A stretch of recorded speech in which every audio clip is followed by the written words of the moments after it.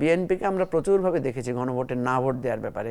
দীর্ঘ সময় আওয়ামী লীগের নির্যাতন একসাথে ভোগ করেছেন, একসাথে গণ অভ্যুত্থানও করেছেন, দুটো দলই গণ অভ্যুত্থানের অংশীদার ছিল।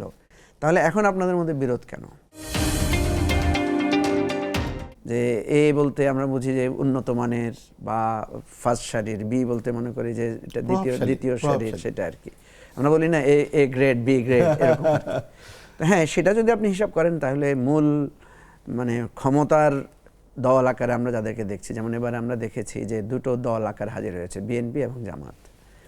বিএনপি এবং জামাতের মধ্যে আমরা যে এলিমেন্টটা পাই সেটা পেয়েছি যে তারা পুরনো রাজনীতির বন্দোবস্তের দিকেই তারা আবার কাজ করছে। এই জন্য আমরা বলেছিলাম যে এই দুটো দলের মানে আপনার জিদ, তারপরে আপনি দেখবেন কি নিয়ে তর্ক হয়েছে। একটা হচ্ছে গণভোট কি একসাথে হবে না আলাদা হবে, আপনার উচ্চকক্ষে পিআর কোন পদ্ধতিতে হবে, এটা নিয়ে সনদের ভিতরে যা যাচ্ছে সনদের ভিতরে। তো আমরা দেখলাম যে, এবং ওই জায়গা থেকে আমি যে কথাটা বলেছিলাম যে এই দুটো দলের যদি, এই দুটো দল কিন্তু একসময় একসাথে ছিল, একসাথে জোটবদ্ধ ছিল। আমি কিন্তু আহ্বান করেছিলাম যে আপনারা যেহেতু একসাথে জোটে ছিলেন, দীর্ঘ সময় আওয়ামী লীগের নির্যাতন একসাথে ভোগ করেছেন, একসাথে গণ অভ্যুত্থানও করেছেন, দুটো দলই গণ অভ্যুত্থানের অংশীদার ছিল, তাহলে এখন আপনাদের মধ্যে বিরোধ কেন? এবং আমরা চেয়েছিলাম যে এই প্রথাগত দলের বিরুদ্ধে দাঁড়িয়ে আমরা একটা নতুন ধারার রাজনীতির সূচনা করব।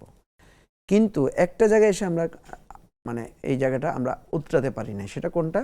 সেটা হচ্ছে যখন আমরা জুলাই সনদ নিয়ে আলোচনায় বসলাম, ঐকমত্য কমিশনে আমরা যখন বসলাম, বিএনপি কিন্তু 31 দফা একটা কর্মসূচি দিয়েছে আগে থেকেই, এবং এই 31 দফার ভিত্তিতে আমরা দেখলাম যে আমাদের সংস্কার কমিশন যে প্রস্তাবগুলো দিয়েছে এগুলো কিন্তু অধিকাংশ 31 দফারই একটা রিফ্লেকশন।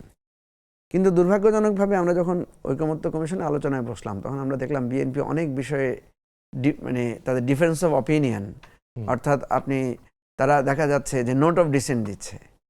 তো এই জায়গাটা থেকে তখন আমাদের একটা ভিন্ন পোলারাইজেশন হলো। জুলাই সনদের ব্যাপারে আমরা দেখছি বিএনপি কিছুটা নিষ্প্রিয় ভাব আছে, কিছুটা তারা মানে এক ধরনের অনাগ্রহ ভাব দেখতে পাচ্ছি। আপনি কি এই জন্য কি এই যে কোর্টে আজকে যে ঘটনাটা ঘটলো, রুলিং দেয়া হলো, মানে এটা কি যুক্ত করবেন? আপনি কি মনে করেন? হ্যাঁ, এটা তো অনেকটা অফ দি রেকর্ড সবাই মনে করছে, বা আউট অফ ট্র্যাক সবাই মনে করছে যে এটার পেছনে সরকারের এক ধরনের ইঙ্গিত আছে, সবাই মনে করছে। প্রথম কথা হচ্ছে এটা তো একটা সমাধানকৃত বিষয়। গণভোট নিয়ে কিন্তু গণভোট হবে কি হবে না, এটা কনস্টিটিউশনে আছে কি না, এটা নিয়ে কিন্তু আমাদের ঐকমত্য কমিশনে প্রচুর বিতর্ক হয়েছে। বিতর্ক হওয়ার পরে সব দল একমত হয়েছে যে ইয়েস, গণভোট লাগবে। কারণ যেহেতু এখন পার্লামেন্ট নাই, আমরা কনস্টিটিউশনকে একটা বড় ধরনের পরিবর্তন করতে চাচ্ছি, সুতরাং এখানে জনগণের সম্মতিটা লাগবে। জনগণের সম্মতি অলওয়েজ হচ্ছে পার্লামেন্টের একটা সাবস্টিটিউট। যেহেতু পার্লামেন্ট নাই সেহেতু গণভোটের ব্যাপারে সবাই ঐকমত্য হয়েছে, এবং বিএনপি প্রথমে আপত্তি করেছিল, পরে বিএনপি এই কথা বলে সম্মত হয়েছে যে এই কনস্টিটিউশনের মধ্যে গণভোট করলে কোনো অসুবিধা নাই, মানে নিষেধ নাই। তো এই জায়গায় আমরা যখন একমত হলাম এবং তার ভিত্তিতে কিন্তু গণভোট হলো, এবং তার ভিত্তিতে বিতর্ক হলো গণভোট আগে হবে না পরে হবে।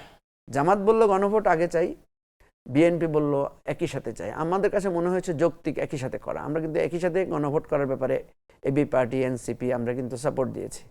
ফলে গণভোট একই দিনে হয়েছে, গণভোট এবং জাতীয় নির্বাচন। এখন দুটো কারণে বিষয়টা খুবই মানে মানে ইঙ্গিতবহ। সেটা হচ্ছে বিএনপিকে আমরা প্রচুরভাবে দেখেছি গণভোটের না ভোট দেওয়ার ব্যাপারে, তারা তাদের কর্মীদেরকে মানে তারা চেষ্টা করেছে।